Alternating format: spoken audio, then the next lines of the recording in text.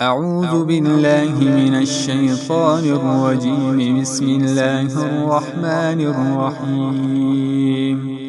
سبحان الذي أسرى بعبده ليلا من المسجد الحرام إلى المسجد الأقصى الذي باركنا حوله لنريه من آياتنا إنه هو السميع البصير.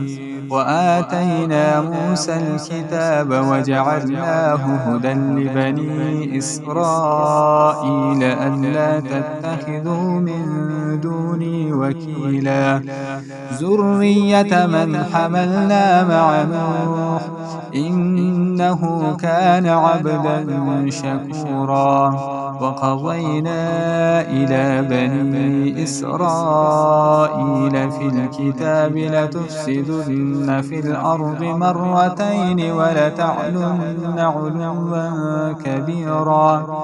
فإذا جاء وعد أولاهما بعثنا عليكم عبادا لنا أولي بأس شديد فجاسوا خلال الديار وكان وعدا مفعولا. ثم رددنا لكم الكرة عليهم وأمددناكم بأموال وبنين وجعلناكم أكثر نفيرا.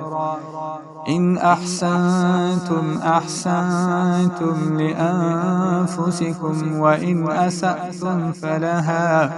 فإذا جاء وعد الآخرة ليسوءوا وجوهكم وليدخلوا المسجد كما دخلوه أول مرة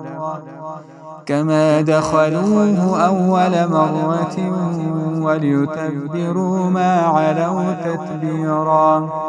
عسى ربكم أن يرحمكم وإن عدتم عدنا وجعلنا جهنم للكافرين حسيرا. إن هذا القرآن يهدي للتي هي أقوم ويبشر المؤمنين الذين يعملون الصالحات أن لهم أجرا كبيرا. وأن الذين لا يؤمنون بالآخرة أعتدنا لهم عذابا أليما. ويدعو الإنسان بالشر دعاءه بالخير وكان الإنسان عجولا. وجعلنا الليل والنهار آيتين فمحونا آية الليل وجعلنا آية النهار مبصرة لتبتغوا فضلا من ربكم ولتعلموا عدد السنين والحساب وكل شيء فصلناه تفصيلا. وكل إنسان ألزمناه طائره في عنقه ونخرج له يوم القيامة كتابا يلقاه منشورا.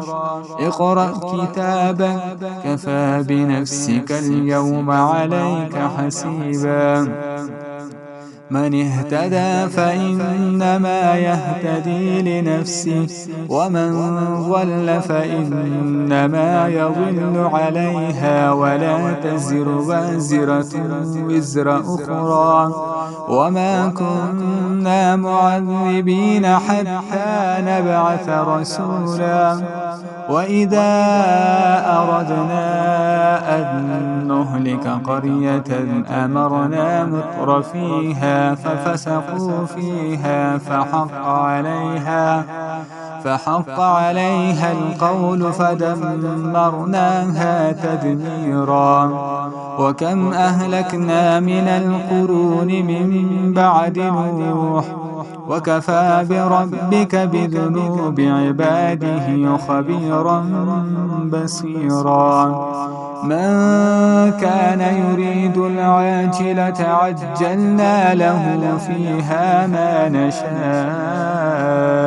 لمن نريد ثم جعلنا له جهنم يصلاها مذموما مدحورا ومن أراد الآخرة وسعى لها سعيها وهو مؤمن فأولئك كان سعيهم مشكورا كلا نمد هؤلاء وهؤلاء